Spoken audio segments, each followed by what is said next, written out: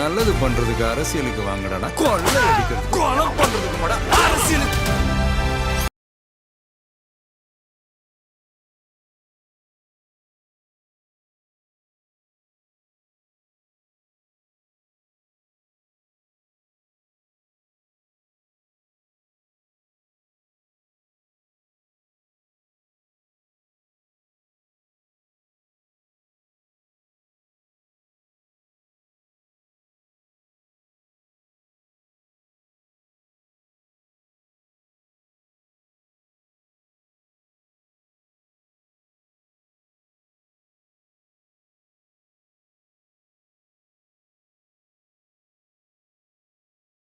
சையது புர்ஹாதீன் அவர்கள் வந்து ஒரு இஸ்லாமியர் அப்படின்ற காரணத்திற்காக உங்க தலைவர் வந்து உங்களை வந்து ஒரு வேட்பாளரா செலக்ட் பண்ணியிருக்காரு அப்படின்னு சொல்லலாமா, இல்ல வேற ஏதாவது காரணங்கள் இருக்கு உங்களை செலக்ட் பண்ணது? சார், இங்க வந்து அந்த மாதிரி எந்த காரணமும் இல்ல. ஓகே. இங்க வந்து வன்னியர் சமூகம் வந்து பாத்தீங்கன்னா சிறுபான்மை மக்களை விட வந்து 1500 ஓட்டு அதிகமா இருக்கு. அந்த அடிப்படையில வந்து செலக்ட் பண்ணிருக்கணும்னா கண்டிப்பா ஒரு வன்னியர் கேண்டிடேட்டை தான் இங்க செலக்ட் பண்ணிருக்கணும். தலைவர் செலக்ட் பண்ண ரீசன் ஒண்ணுதான், ஒரு வழக்கறிஞர், ஒரு படித்தவர், அதே மாதிரி இளைஞரா வரணும்னு சொல்லி, அதே மாதிரி என்னோட 16 வருஷம் பொலிட்டிக்கல் லைஃப்ல நான் இருந்ததால, நான் இதுக்கு முன்னாடி ஒரு வேற கட்சியில இருந்தேன்.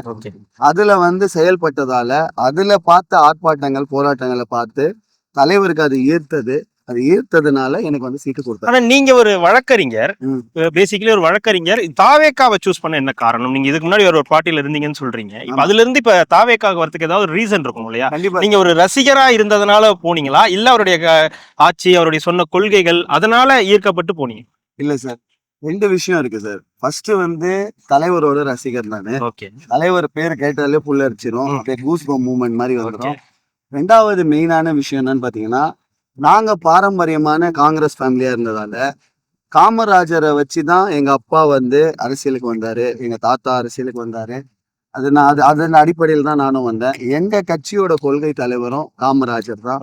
அதனால காமராஜர் கொள்கை தலைவரா இருக்கிறதால முதல்ல தளபதி அவர்னா வேற மாதிரி, அதே மாதிரி 2வது காமராஜர். இது 2 தான். ஆனா காங்கிரஸ் நீங்க சொன்னதுனால கேட்கிறேன். இப்ப விஜய் அவர்கள் இப்போ சமீபத்துல சொல்லும்போது உண்மையான காங்கிரஸ் நம்ம கூட தான் இருக்கு, காங்கிரஸ் தொண்டர்கள் நம்ம கூட தான், காங்கிரஸ் தலைமையே நம்ம கூட தான் இருக்குன்னு சொன்ன வேகத்திலேயே டி.கே. சிவகுமார் அவர்கள் வந்து பேசுறாரு அப்படின்னும் போது இதோடைய பார்வை என்னவா இருக்கு? எதனால இப்படி ஒரு காங்கிரஸ் நம்ம கூட இருக்குன்னு சொன்ன காரணம் என்ன சார்? ஒண்ணுமே இல்லை சார், லாஸ்ட் டைம் வரைக்குமே காங்கிரஸ் எங்க கிட்ட பேசிட்டு இருந்தது. அதே மாதிரி வாணியம்பாடி சட்டமன்ற தொகுதியிலே ஒரு விஷயத்த சொல்றேன். நான் வேட்பாளராக அறிவித்த பிறகு டிஎம்கேவோட கூட்டணியில இருக்கிற காங்கிரஸ் தொண்டர்கள், தலைவர்கள் எல்லாரும் சொல்ற ஒரே வார்த்தை என்னன்னா, ஓட்டு உங்களுக்கு தான், வேலையை நாங்க வந்து அவங்களுக்காக செய்யறோம், ஆனா ஓட்டு வந்து உங்களுக்கு தான் போடுவோம் அப்படின்னு சொல்றாங்க. எதுக்காக சொல்றாங்க சார்? ஏன்னா காங்கிரஸ் கட்சியும் சிறுபான்மை மக்களின் பாதுகாவலர் அப்படின்னு செக்குலர் மைண்ட் செட்ல அவங்க இருக்காங்க. அதே மாதிரி தமிழக வெற்றி கழகமும் எல்லா சமூகத்துக்கும் கரெக்டா சூஸ் பண்ணி ஒவ்வொருத்தங்களுக்கும் கரெக்டான சீட்டுகளை கொடுத்துருக்காங்க. அதே மாதிரி நம்ம தலைவர் வந்து 12 இஸ்லாமியர்களுக்கு சீட்டை கொடுத்துருக்காரு. வன்னியர் பெருமக்கள்ல 6க்கும் மேற்பட்டவர்களுக்கு வந்து சீட்டை கொடுத்துருக்காங்க. எல்லா சமூகத்திற்கும். நாங்க சமூகம் பார்க்குற கட்சி கிடையாது. எங்க கொள்கையே பிறப்பிற்கும் எல்லாம் உயிருக்கும் தான். ஆனா இருந்தாலும் எங்க தலைவர் எல்லாத்தையுமே பேலன்ஸ் பண்ணியிருக்காரு. இது நீங்க வேற கட்சியில நீங்க பாத்தீங்கன்னா அது கிடையாது. காங்கிரஸ் கட்சியை டி.கே. சிவகுமார் சொன்னாரு, முதிர்ச்சி இல்லாத ஒரு கூட்டம் அப்படின்னு சொல்லி. எதுக்காக அவங்க சொல்றாங்கன்னா, தலைமை வந்து டிஎம்கேக்கு வேலை போயிட்டாங்க. இங்க இருக்கிற மாநில தலைவர் காங்கிரஸோட பாத்தீங்கன்னா டிஎம்கேவோட ஒரு விங்கா தான் அவர் செயல்பட்டு இருக்காரு தவிர்த்து, நான் உங்களுக்கு சொல்லணும்னு அவசியம் இல்லை, அவர் பேரையும் நான் சொல்ல விரும்பல. அவர் வந்து தமிழ்நாடு காங்கிரஸ் தலைவரின் மறந்துட்டு அவர் வந்து தன்னை ஒரு டிஎம்கே காரரா நினைச்சுக்கிட்டு வேலை செஞ்சுன்னு இருக்காரு. ஸோ அதனால இந்த கூட்டணி அவரால் அமைஞ்சதை தவிர்த்து அடிப்படை காங்கிரஸ் தொண்டர்கிட்ட நீங்க கேட்டு பாத்தீங்கன்னா தாவேகா தான். அதுக்கு ரீசன் ஒன்று சொல்றேன். காங்கிரஸ் மட்டும் இல்லை, டிஎம்கே ஏடிஎம்கேல இருக்கிற அடிப்படை தொண்டர்கள், அந்த கிளை செயலாளர்கள், அந்த பேரூராட்சி செயலாளர்லாம் இருப்பாங்கல்ல, அவங்க எல்லார் வீட்லயும் எங்க தளபதி வாழ்றாரு. தமிழ்நாடு ஃபுல்லா எங்க தளபதி வாழ்றதால தான் இவங்க எல்லாருமே எங்க பின்னாடி இருக்காங்க. அதனால டி.கே. சிவகுமாருக்கு பாவம், அவருக்கு சிஎம் சீட் கிடைக்கல, அந்த ஏதோ விரக்தியில பேசுறாரு, அவரெல்லாம் சீரியஸா எடுத்துக்கிற ஆள் இல்லை சார். தமிழ்நாட்டுல அவர் ஒரு ஆளே கிடையாது. அதனால பிரச்சனை வரும். இல்ல காங்கிரஸ் நம்ம பத்தி பேசும்போது பிஜேபியோடைய ரோல் அப்படின்னு இங்க தமிழ்நாட்டுல இருக்கு. உங்க தலைவர் குறிப்பிடும் போது கூட பாஜக தலைமையிலான ஒரு அணி அப்படின்னு சொல்றாரு. அவர் அதிமுகன்ற பேரை கூட அவர் வந்து மறுக்கிறார் அப்படின் போது ஏன் அதை பாஜக தலைமையிலான அணின்றத ஒரு கட்டமைக்க சார் ஒண்ணுமே இல்லை சார். இவங்க பண்ண ஊழல் லாஸ்ட் டைம் கொடநாடுல எவ்வளவு காசு மாட்டுச்சு ஏடிஎம்கேது. இவங்க அது இல்லாம லாஸ்ட் கவர்மெண்ட் இருக்கும்போது திமுக வரதுக்கு முன்னாடி இந்த கவர்மெண்ட்ல நிறைய ஊழல் செஞ்சாங்க. எத்தனை அமைச்சர்கள் வீட்டுல வந்து ஏன் எங்க மாவட்டத்துல கேசி வீரமணின்னு ஒரு அமைச்சர் இருக்காரு, எக்ஸ் அமைச்சர். அவர் வீட்டுல பெருசா நிறைய ஒண்ணுமே இல்லை சார். காரு பல இது வச்சிருக்காரு அவரு. இதெல்லாம் வந்து அவர் சம்பாதிச்சிருப்பாரு. அது என்ன சொல்றது, இது எல்லாமே அவங்க ஊழல் பண்ணதால பிஜேபி கவர்மெண்ட்டுக்கு இங்க நோட்டாக்கு மேல ஒரு ஓட்டு கிடையாது. அந்த மாதிரி வந்து ஒரு சின்ன ஒரு அடிப்படை கூட இல்லாத ஒரு கட்சியா இருக்கு. அந்த கட்சிக்கு வந்து ஒரு கூட்டணி தேவை. பிஜேபி உங்களுக்கு நல்லாவே தெரியும். ஒடிசால என்ன சார் நடந்தது, பிஜு ஜனதாதளமும் பாஜகவும் கூட்டணியில இருந்தாங்க. அவங்களோட கான்செப்டே எப்படின்னா ஒரு கட்சிக்குள்ள கூட்டணியை சேரணும், அந்த கட்சியை உடைக்கணும், அந்த இடத்துல தன்னோட கட்சியை வந்து உருவாக்கணும்.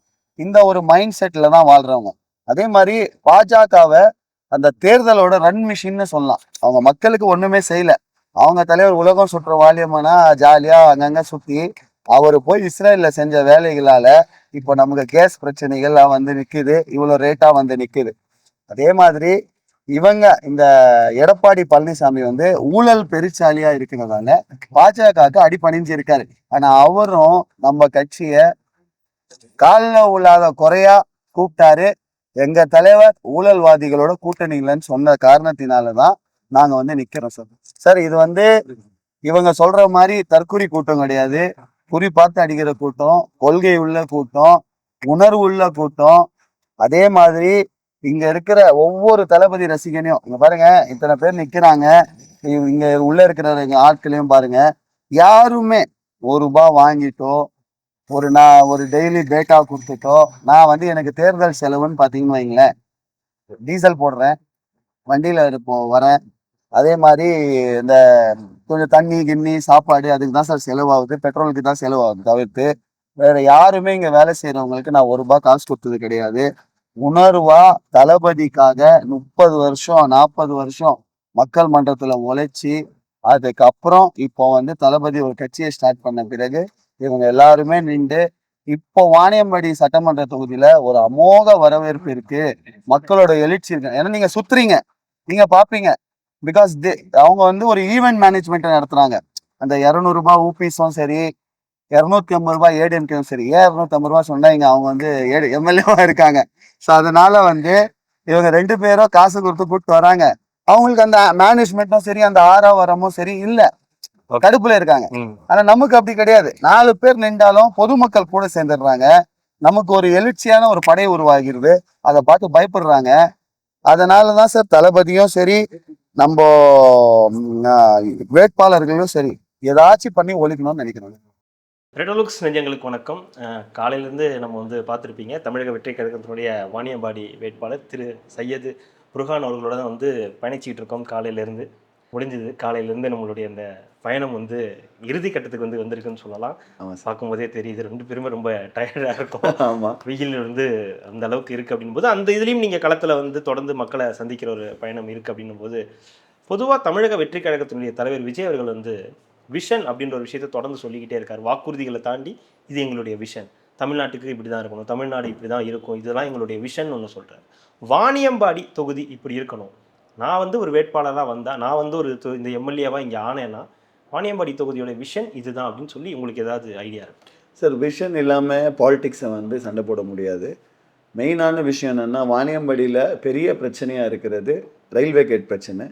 ரயில்வே கேட்டில் வந்து பார்த்திங்கன்னா, நார்மலாக இந்த நீலுஃபர் கஃபீல் அமைச்சர் வந்து அவங்க வந்து இருக்கிற பீரியடில் வந்து என்ன பண்ணாங்கன்னா, இந்த மாதிரி நாங்கள் வந்து கட்டித்தரேன் அப்படின்னு சொல்லிட்டு ஒரு ட்ராமாவை வந்து ஆடினாங்க. எப்படின்னா, டெண்டரை வெட்டுற மாதிரி வெட்டு, நாங்கள் வந்து ரெடி பண்ணித்தரோம் அப்படின்னு சொல்லி அதில் பெரிய ஊழல் செஞ்சு அந்த விஷயத்தை மூடின கேட்டை திருப்பியும் வந்து ஆர்ப்பாட்டம் போராட்டம் பண்ணி இருக்கிற கேட்டையே திருப்பியும் திறக்க வச்சு அதுக்கு எல்லா கட்சிக்காரங்களும் போஸ்டர் வச்சுக்கிட்டாங்க.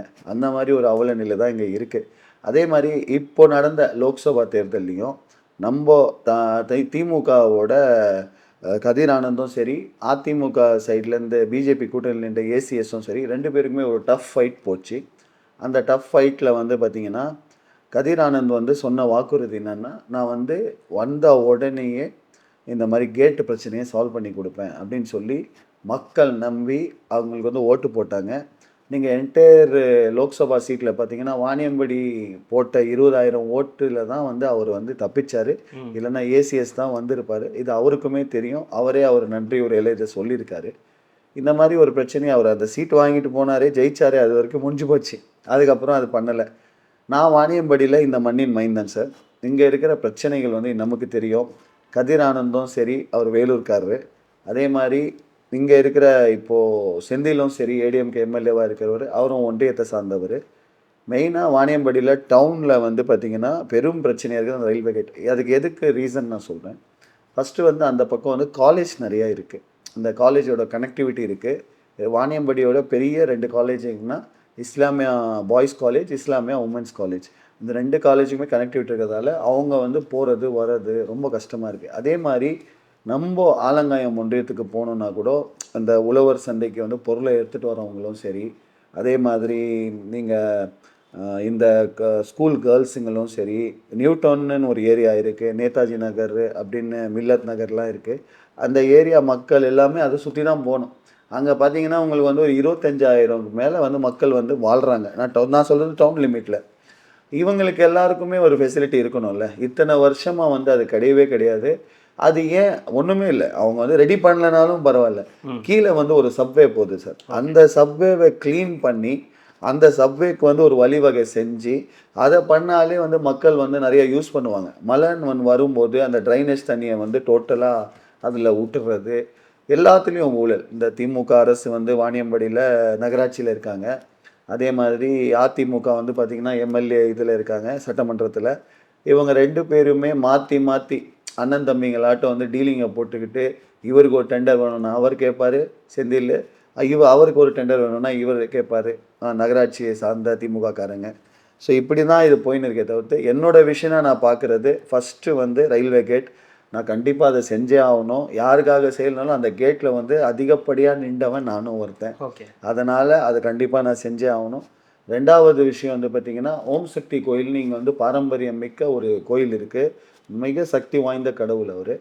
அந்த கோயிலில் வந்து பார்த்திங்கன்னா, அங்கே வந்து பிரிட்ஜை கட்டுறேன்னு சொல்லி ஊழல் பண்ணணும்னு ஒரு அடிப்படையில் நாங்கள் வந்து கட்டித்தரோன்னு சொல்லிட்டு ஒரு வருஷமாக அப்படியே போட்டு வச்சுருக்காங்க. அது எதுக்கு பண்ணியிருக்காங்கன்னு கடைசியில் ஆராய்ஞ்சி பார்த்தா, மணலுக்காக, கனிம வளத்துக்காக, மணல் கொள்ளைக்காக பண்ணியிருக்காங்க.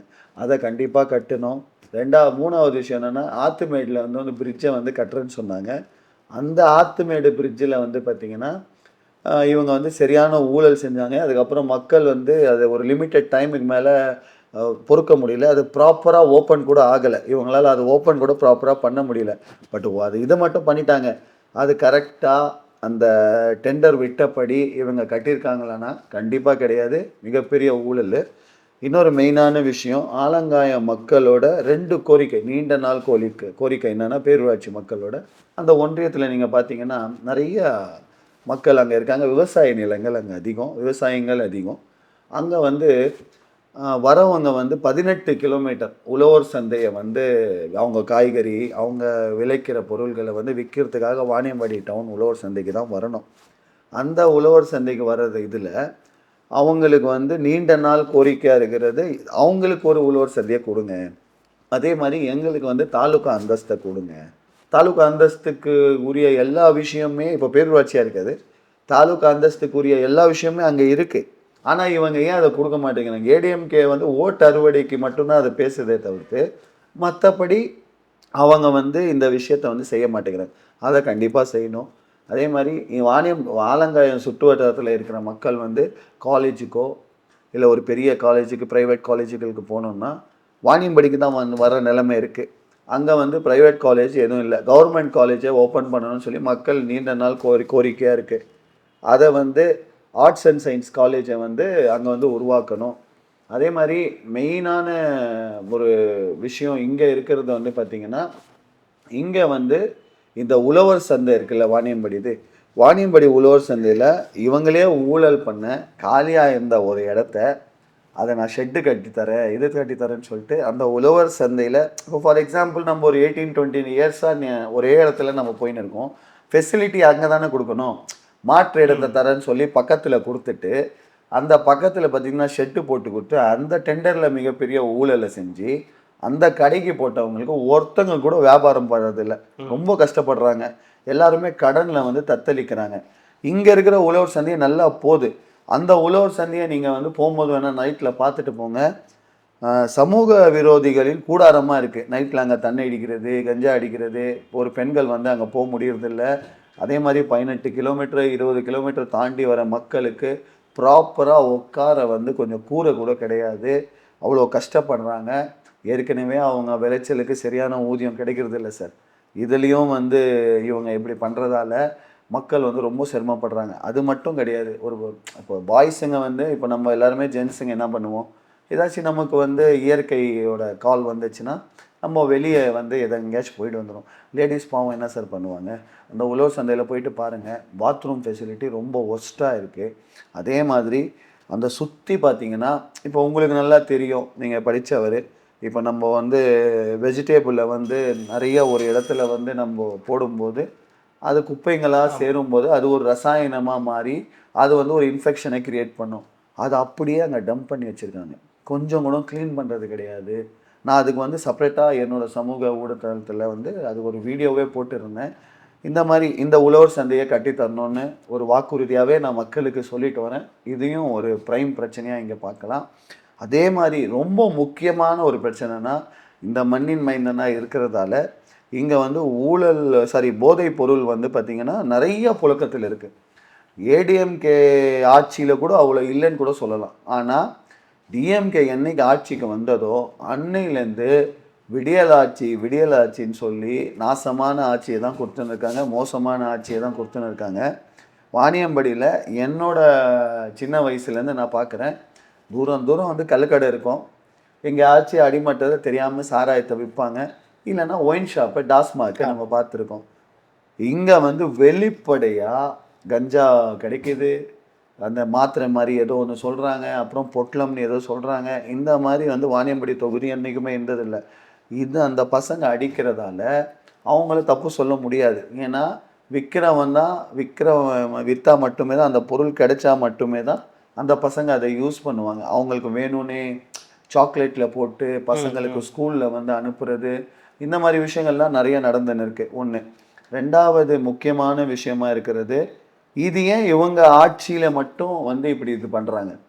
இந்த டிஎம்கே கவர்மெண்ட் வந்த பிறகு அவங்க சப்போர்ட் இல்லாமல் இந்த போதைப் பொருள் வந்து புழக்கம் இருக்குமா?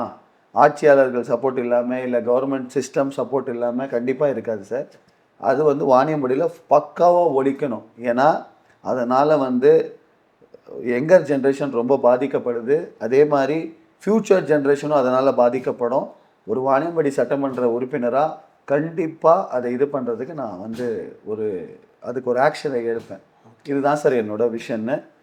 வேற நீங்கள் சொல்லுங்கள். இன்னொரு பக்கம் நீங்கள் ஒரு இளைஞர், இப்போ ஒரு 36 வயது நீங்கள் சொல்லும்போதே நான் ஒரு 36 வயது இளைஞன், திரும்பி நான் வந்து உங்கள்கிட்ட ஓட்டு கேட்கணும் அப்படின்னு நீங்கள் வந்து சொல்லும்போது, ஒரு 36 வயசு பையன், அது இளைஞன் நம்ம வந்து இப்போ இதுக்காக சொல்கிறோம், ஒரு 36 வயசு பையனே வச்சுப்போம், அவர் வந்து போய் ஓட்டு கேட்குறதுன்றது எப்படி இருக்குது? இப்போ நீங்கள் எல்லாரும் அந்த ஏடிஎம்கேலையோ டிஎம்கேலையோ பார்க்கும்போது எல்லாருமே ஒரு 50, 55, 60 இந்த ரேஞ்சில் இருப்பாங்க. ஒரு சீனியாரிட்டி இருக்கும், அவங்கள பார்த்தாலே அரசியல்வாதி அப்படின்னு நம்புவாங்க. அதனால பட் நான் ஒரு 36 வயசு ஒரு நபர் போய் வந்து கேட்கும்போது உங்களுக்கு எப்படி இருக்கு அந்த ஃபீல்? சார் எனக்கு வந்து ரொம்ப சந்தோஷமாக இருக்குது சார். எதுக்காக சொல்கிறேன்னா, தளபதி எங்களோட தமிழக வெற்றி கழகத்தின் தலைவர் வந்து விஜய் அண்ணா வந்து இந்த வாய்ப்பை வந்து எனக்கு அமைச்சு கொடுத்தாரு. ஓப்பனாக சொல்கிறேன் பாருங்கள், 16 வருஷமாக நான் களத்தில் இருக்கேன். மக்களை சந்திக்கிறது எனக்கு பெரிய இஷ்யூ கிடையாது. ஸ்டூடெண்ட்லேருந்து நான் காலேஜ் படிக்கும் போதுலேருந்தே நான் வந்து அரசியலுக்கு வந்துட்டேன். தேர்தலில் நின்றுருக்கேன். அது பார்ட்டியோட தேர்தல். அதில் நின்று போராளியாக மக்களுக்காக நிறைய போராட்டங்கள் ஆர்ப்பாட்டங்கள் பண்ணி தான் இந்த நிலைமைக்கு வந்திருக்கோம். அதனால் அடையாளம் காணப்பட்டு தான் என்னோடய தலைவர் வந்து எனக்கு இந்த வாய்ப்பை கொடுத்தாரு. பொதுச் செயலாளர் வந்து அதுக்கு பரிந்துரையும் சொன்னார், ஆனந்த் அண்ணனும். ஸோ இத்தனை விஷயங்கள் நடந்தது. பட் அதே மாதிரி மக்களை போய் சந்திக்கும் போது வெளிப்படையாக சொல்கிற மாதிரி சார், என்னோடய குடும்பம் வந்து பார்த்திங்கன்னா நார்மலாக மிடில் கிளாஸ் குடும்பம், வாத்தியார் குடும்பம்னு சொல்லுவாங்க. வாத்தியார் குடும்பம்லாம் எப்படி இருப்பாங்கன்னு உங்களுக்கு நல்லாவே தெரியும். வெரி டீசெண்டாக, அது இருக்கிற இடம்லாம் தெரியாமல் வாழ்ந்துடணும்ப்பா அப்படின்னு ஒரு மைண்ட் செட்டில் வாழ்கிற பீப்புள். பட் வந்து அந்த இதில் எங்கள் அப்பா வந்து எனக்கு வந்து ஒரு இன்ஸ்பிரேஷன்னு சொல்லலாம். அவர் வந்து கொடுத்த தைரியம், என் அம்மா கொடுத்த எனக்கு தைரியம், மக்களுக்காக வந்து நாங்கள் அப்போலேருந்தே ஒரு லீடர்ஷிப் மெட்டீரியலாகவே வந்து எல்லா பிரச்சனைகளும் முன்னாடி நிற்கிறது. ஏன்னா நான் தலைச்சம் புள்ள. ஸோ எனக்கு வந்து 2 தங்கச்சிங்க இருந்தது. எங்கள் அப்பா வந்து கொஞ்சம் ஃபினான்ஷியலாக டவுன் இருந்ததால் அவர் வந்து நீ தான்ப்பா உன் தங்கச்சியை பார்த்துக்கணும் அப்படின்னு சொல்ல வரும்போது அந்த ரெஸ்பான்சிபிலிட்டிஸ் வர ஆரம்பிக்க அது மக்களை சந்திக்க ஒரு ரெஸ்பான்சிபிலிட்டியாக அதை வந்து நான் என்ஜாய் பண்ண ஆரம்பிச்சிட்டேன். அதே மாதிரி மக்களை போய் சந்திக்கும் போது சார் மக்களை வந்து நம்ம தப்பே சொல்ல முடியாது சார். எவ்வளோ எளிமையாக நீங்கள் அணுகிறீங்களோ, எவ்வளோ பாசமாக அவங்கக்கிட்ட பேசுகிறீங்களோ, கண்டிப்பாக அதுக்கு ஏற்ற மாதிரி அவங்க வந்து ரெஸ்பாண்ட் பண்ணுவாங்க. நம்ம ஆணவமாக நம்ம வந்து நான் பெரிய தௌலத்துன்னு நினச்சின்னு பேசுனா யாருக்குமே பிடிக்காது. இப்போ ஃபார் எக்ஸாம்பிள் இப்போ நீங்கள் என்ன இன்டர்வியூ எடுக்கிறீங்க, உங்கள்கிட்டயே நான் ஆணவமாக பேசினா உங்களுக்கு பிடிக்காது. இதுதான் மனுஷனோட இயல்பு. நம்ம பாசமாக அணுகும்போது வயசெல்லாம் ஒரு மேட்ரு இல்லை sir. It's just a number தான். அதே மாதிரி வாணியம்படி தொகுதியிலேயே 36 வயசில் வந்து லாஸ்ட் டைம் வந்து இன்னொரு இப்போ இருக்கிற கரண்ட் வேட்பாளரும் நின்றார். அவரும் ஜெயிச்சார். அதே மாதிரி இந்த 36 வயசு பையனும் இப்போ ஜெயிக்க போகிறான். அது என்னன்னு தெரியல, வாணியம்படி சட்டமன்ற தொகுதிக்கு வந்து அந்த நம்பர் லக்கி நம்பராக ஒர்க் அவுட் ஆகுதுன்னு நினைக்கிறேன்.